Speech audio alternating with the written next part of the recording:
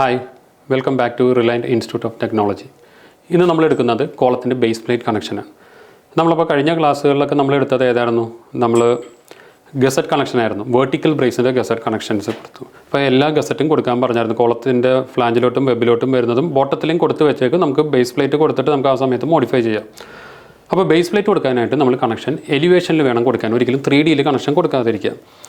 അപ്പോൾ നമുക്ക് base പ്ലേറ്റിൻ്റെ detail ഇവിടെ ഡീറ്റെയിൽ 8 ആണ് വരുന്നത്. അപ്പോൾ നമുക്ക് നെക്സ്റ്റ് ഷീറ്റിൽ ഡീറ്റെയിൽ 8 എടുത്ത് വെക്കാം.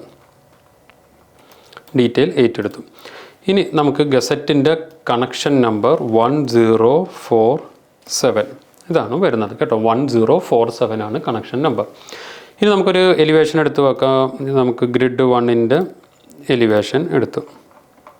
ഇപ്പോൾ ഇവിടെ കൊടുക്കാൻ പോവാം ഈ എൻഡിൽ. അപ്പോൾ നമ്മൾ കണക്ഷൻ്റെ ഐക്കൺ സെലക്ട് ചെയ്തു. ബോട്ടം ലെഫ്റ്റിൽ പറയുന്നത് പിക്ക് പാർട്ട്. അപ്പോൾ പിക്ക് പാർട്ട് എന്ന് പറയുമ്പോൾ കോളം പിക്ക് ചെയ്തു. പിന്നെ ചോദിക്കുന്നത് എന്താ? പിക്ക് പൊസിഷനാണ്. അതുകൊണ്ടാണ് എന്ന് വെച്ചാൽ എവിടെ പോയി പിക്ക് ചെയ്യുന്നു അവിടെ ബേസ് പ്ലേറ്റ് വരും. ഈ 8.625 എന്ന് പറഞ്ഞ ലെവൽ എന്താണ് ഡിസൈൻ ഡ്രോയിങ്ങിൽ മെൻഷൻ ചെയ്തിരുന്നത്? Under side of base plate, അതായത് ബേസ് പ്ലേറ്റിൻ്റെ ബോട്ടം വേണം ഈ ലെവലിൽ വരാനായിട്ട്. അപ്പോൾ നമ്മൾ കണക്ഷൻ പിക്ക് ചെയ്യുമ്പോൾ ഒരിക്കലും 3Dയിൽ ഒന്നും ഇട്ട് കൊടുക്കുക. കാരണം എവിടെ പിക്ക് ചെയ്യുന്നു അവിടെ ഗസറ്റ് അവിടെ ബേസ് പ്ലേറ്റ് ഡെവലപ്പായി വരും. നമ്മൾ ഈ ബോട്ടത്തിൽ ക്ലിക്ക് ചെയ്യാം. അപ്പോൾ അവിടെ ബേസ് പ്ലേറ്റ് നടക്കും. എന്നിട്ട് ഒന്ന് കൺഫേം ചെയ്യുക ബേസ് പ്ലേറ്റിൻ്റെ ബോട്ടം തന്നെ അല്ലേ ഗ്രിഡ് ലൈനിൽ കിടക്കുന്നതെന്ന്. അപ്പോൾ അത് ഓക്കെ. ഇനി നമുക്ക് വേണമെങ്കിൽ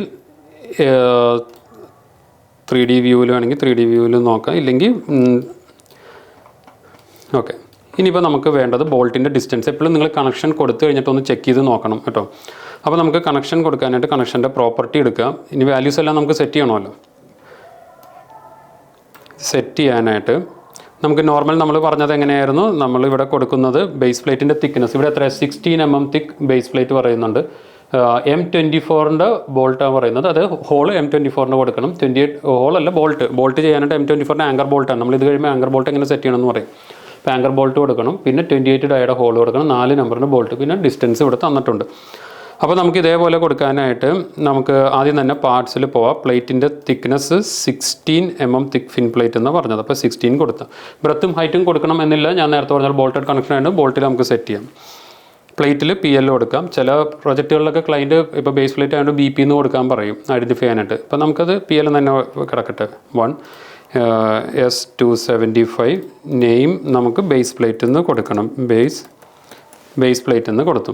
ഇനി നമുക്ക് വേണ്ട ബോൾട്ട് എന്ന് പറഞ്ഞ ടാബിൽ പോയിട്ട് ബോൾട്ടിൻ്റെ സൈസ് എത്രയായിരുന്നു? M24ൻ്റെ ബോൾട്ട് കൊടുത്തു. ഇനി 8.8 XOX ഇട്ടു. ഹോൾ എത്ര? 28 ഡയയുടെ ഹോളാണ് ഡിസൈനിൽ പറയുന്നത്. അപ്പോൾ 4 mm കൊടുത്തു. ഇനി ബോൾട്ടിൻ്റെ നമ്പേഴ്സ് ഹൊറിസോണലും വേർട്ടിക്കലും 2 നമ്പർ ബോൾട്ടാണ് പറഞ്ഞത്. പിന്നെ ബോൾട്ടിൻ്റെ ഡിസ്റ്റൻസ് എത്രയാണ് പറയുന്നത്? ഹൊറിസോണ്ടലി 50 200 50, വേർട്ടിക്കലും അതുതന്നെ 50 200 50. അപ്പോൾ ഈ സെയിം നമുക്ക് ഇവിടെ ടൈപ്പ് ചെയ്ത് കൊടുക്കാം. 50 50 50 50 പിന്നെ 200 200 മോഡിഫൈ. ഇപ്പോൾ ഇവിടെ പ്ലേറ്റ് വന്നു. ഓക്കെ. ഇപ്പോൾ ഈ ഹോൾ നിങ്ങൾക്ക് ക്ലിയർ ആയിട്ട് വിസിബിൾ ആവുന്നില്ലെങ്കിൽ ഇവിടെ ഡിസ്പ്ലേയിൽ വ്യൂ പ്രോപ്പർട്ടി ഡിസ്പ്ലേയിൽ പോയി ഈ ഹോൾസ് കണ്ടില്ലേ അത് രണ്ടും ടിക്ക് ചെയ്യാം. എന്നിട്ട് ഫാസ്റ്റോ എക്സാക്റ്റോ ഒന്ന് കൊടുത്ത് നോക്കുക. മോഡിഫൈ. ഇപ്പോൾ ഫാസ്റ്റ് വന്നപ്പോൾ ഇങ്ങനെ എക്സാക്റ്റ് കൊടുത്തു കഴിഞ്ഞാൽ എക്സാക്റ്റ് കിടക്കുന്ന പോലെ ഇങ്ങനെ വരും. കണ്ടില്ലേ ഹോൾ പോലെ ഇങ്ങനെ കാണും.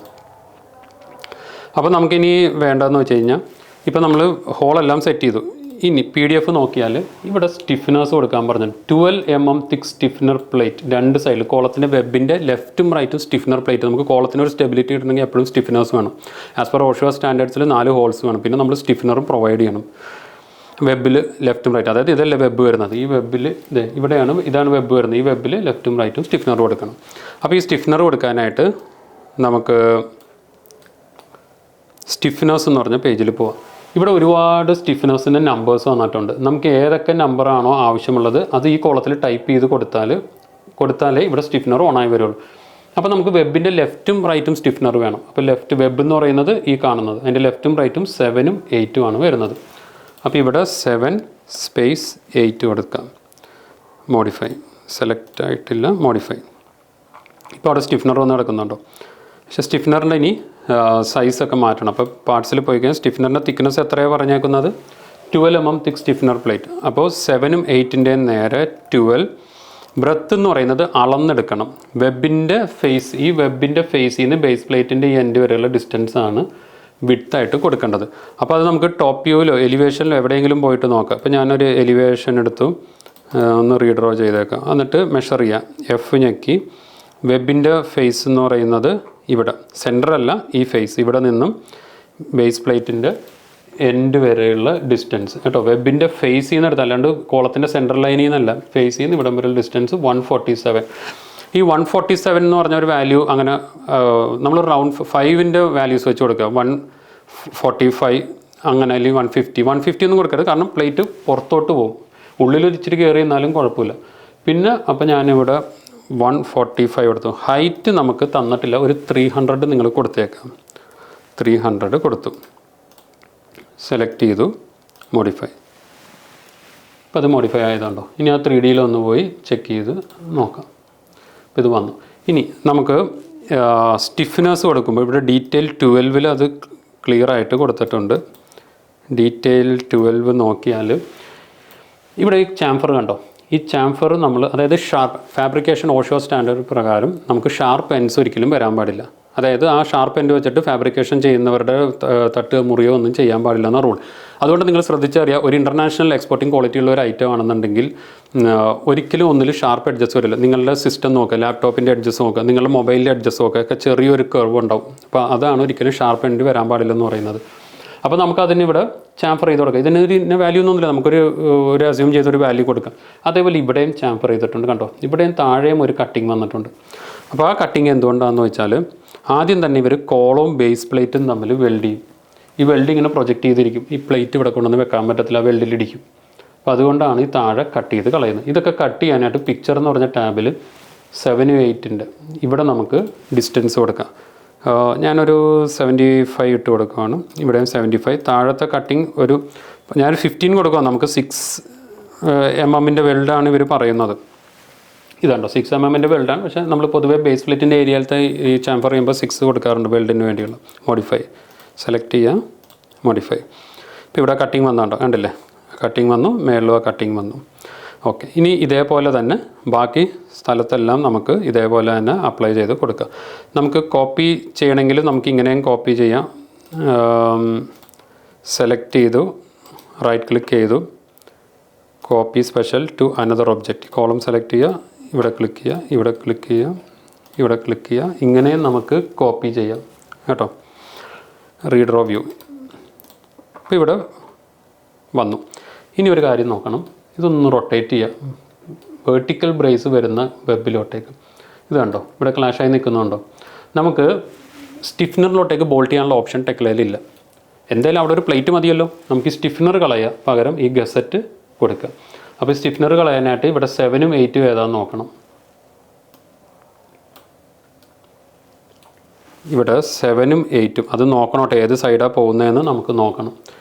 സ്റ്റിഫ്നേഴ്സിൽ പോയിട്ട് 7, 8 ഞാനിപ്പോൾ ഒരു 8 ഡിലീറ്റ് ചെയ്ത് നോക്കുക, മോഡിഫൈ.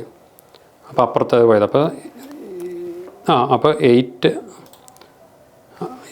8 ആണ് വേണ്ടത്, 7 കളയണം. ഓക്കെ അല്ലേ. ഇവിടെയും അതേപോലെ തന്നെ 8 കൊടുത്തു, മോഡിഫൈ. ഓക്കെ. ഇനി നമുക്ക് ഈ ഗസറ്റ് ബോട്ടം വരെ, ഈ ഗസറ്റ് ഇവിടെ ബോട്ടം വരെ ഇങ്ങനെ മുട്ടിച്ച് കൊടുക്കണം. ഡീറ്റെയിൽ 12 കാണുന്നത് പോലെ ഇത് കണ്ടോ, ഇങ്ങനെ മുട്ടിച്ച് കൊടുക്കണം. അപ്പോൾ ഈ ഒരു പ്ലേറ്റ് സ്റ്റിഫ്നറായിട്ടും ഗസറ്റായിട്ടും ആക്ട് ചെയ്തോളും. അപ്പോൾ അങ്ങനെ കൊടുക്കാനായിട്ട് നമുക്ക് 2-3 ഓപ്ഷൻസ് ഉണ്ട്. നമുക്ക് ആ ഗസറ്റിൻ്റെ പ്രോപ്പർട്ടി എടുക്കാം. ഇവിടെ നമ്മൾ മൈനസ് കൊടുത്തപ്പോഴല്ലേ കുറഞ്ഞു വന്നത്, ഇവിടെ ഒരു 10 എന്ന് പറഞ്ഞ വല്ലതും കൊടുക്കുക, മോഡിഫൈ ചെയ്യാം. ഇപ്പോൾ ഇവിടെ വന്നു, ഇറങ്ങി വെക്കുന്നുണ്ട്. അത് ഈ ഡിഫോൾട്ട് ഈ വാല്യൂവിൽ കിടക്കുന്നത് കൊണ്ടാണ്. ഇപ്പോൾ ഇങ്ങനത്തെ വാല്യൂവിൽ ഇട്ട് കഴിഞ്ഞാൽ ചിലപ്പോൾ അത് വന്നൊന്നുമില്ല, കറക്റ്റ് ആ ഷേപ്പിൽ കിട്ടണമെന്നില്ല, ചെറിയൊരു ചെരിവ് വരും. ഇൻ കേസ് അങ്ങനെ നിങ്ങൾക്ക് കിട്ടുന്നില്ലെങ്കിൽ ഇവിടെ മാറ്റാം. പിന്നെ വേണമെന്നുണ്ടെങ്കിൽ ഇവിടെയും വാല്യൂ നമുക്ക് എന്നിട്ട് സെറ്റ് ചെയ്യാം. ഓരോ വാല്യൂസും കൊടുത്ത് നോക്കാം. അപ്പോൾ ഇത് നമുക്ക് എന്തായാലും ഡിഫോൾട്ട് ഇതിൽ വന്നില്ലെങ്കിൽ ഈ രണ്ടാമത്തെ ഓപ്ഷനിൽ കൊടുത്താലും, അല്ലെങ്കിൽ ഈ ഓപ്ഷനിൽ ഏതെങ്കിലും ഇങ്ങനെ 1-2 ഓപ്ഷനിൽ കൊടുത്താലും ഇതേപോലെ തന്നെ വരും. ഇൻ കേസ് വന്നില്ലെങ്കിൽ പിന്നെ നമുക്കുള്ള സിറ്റുവേഷൻ ഗസറ്റിൽ ഇവിടെ വാല്യൂ നമ്മൾ കൊടുത്ത് നോക്കണം. അപ്പോൾ ഈ ഡിസ്റ്റൻസ് ഇങ്ങനെ കട്ടായി ഇങ്ങനെയല്ലേ നിൽക്കുന്നത്, ആ ഡിസ്റ്റൻസ് ഇങ്ങനെ കൂടി ഇങ്ങനെ വന്നോളും കേട്ടോ. ഇവിടെ ഒന്നും കൊടുക്കരുത്, 0 ഒന്നും കൊടുക്കണ്ട, ബ്ലാങ്ക് ആയിട്ട് ഇട്ടേക്കപ്പോൾ ഓട്ടോമാറ്റിക്കലി ഇവിടെ വന്നോളും. അപ്പോൾ ഇവിടെയും ഇതേപോലെ തന്നെ നമ്മൾ പോയിട്ട് ഇവിടെ ഒരു 10 എന്ന് പറഞ്ഞ് കൊടുത്തു. ഓക്കെ. പിന്നെ വേറൊരു കാര്യം ശ്രദ്ധിക്കണം, ഇവിടെ നമുക്ക് ചാംഫർ കൊടുക്കണം. കണ്ടില്ലേ, ഇവിടെ വെൽഡ് വന്നില്ല എന്ന് വെച്ച് നമുക്ക് ഇത് ഈ ഗസറ്റ് ഇവിടെ വെൽഡ് ആയില്ല എന്നല്ല, നമ്മൾ അസംബ്ലി ആയോ എന്നാണ് ചെക്ക് ചെയ്യുന്നത്. നമ്മളിവിടെ നിന്ന് ഡ്രോപ്പ് ഡൗൺ ആരോ എടുത്ത് അസംബ്ലി ഒബ്ജക്ട്സ് സെലക്ട് ചെയ്തിട്ട് ഈ ഗസറ്റ് പ്ലേറ്റ് കോളത്തിനൊപ്പം വെൽഡായിട്ടുണ്ടോ എന്ന് ചെക്ക് ചെയ്യുക. അത് മാത്രമാണ് നമ്മൾ നോക്കേണ്ടത് കേട്ടോ. ഇനി റീഡ്രോ ചെയ്തിട്ട് ഇവിടെ നമുക്ക് ചാംഫർ കൊടുക്കണം. നമ്മളിവിടെ ഒരു ചാംഫർ കൊടുത്തില്ലേ വെൽഡിങ് ആക്സസിന് വേണ്ടി. അപ്പോൾ ചാംഫർ ചെയ്യാനായിട്ട് ഗസറ്റിൻ്റെ പ്രോപ്പർട്ടി എടുത്തിട്ട് ഗസറ്റിൽ പോവാം. ഗസറ്റിൻ്റെ പ്രോപ്പർട്ടി എടുത്തിട്ട് ഗസറ്റിൽ പോയിട്ട് ഈ ഇമേജ് മാറ്റി ലാസ്റ്റത്തെ ഓപ്ഷനിലോട്ട് ഇട്ട് 15 വാല്യൂ എടുത്ത് മോഡിഫൈ ചെയ്യാം. ഇപ്പോൾ അവിടെ കട്ടിങ് വന്നാണ്ടോ, ഇപ്പുറത്തും അതേപോലെ തന്നെ കൊടുക്കാം. ഈ വാല്യൂ മാറ്റി 15 കൊടുത്ത് മോഡിഫൈ ചെയ്യാം. ഓക്കെ, ഇപ്പോൾ വന്നില്ലേ? ഓക്കെ. അപ്പോൾ ഇങ്ങനെയാണ് നമ്മൾ ബേസ് പ്ലേറ്റ് കൊടുക്കുന്നത്. ബേസ് പ്ലേറ്റിൻ്റെ അവിടുത്തെ ഗസറ്റ് ഇങ്ങനെ വരുന്നുണ്ടെങ്കിൽ ആ ഗസറ്റ് ഈ രീതിയിലാണ് നമ്മൾ സെറ്റ് ചെയ്യുന്നത്. അപ്പോൾ ഇതേപോലെ നിങ്ങൾ ചെയ്ത് നോക്കുക. എന്തെങ്കിലും ഡൗട്ട് ഉണ്ടെങ്കിൽ please contact me. Thank you.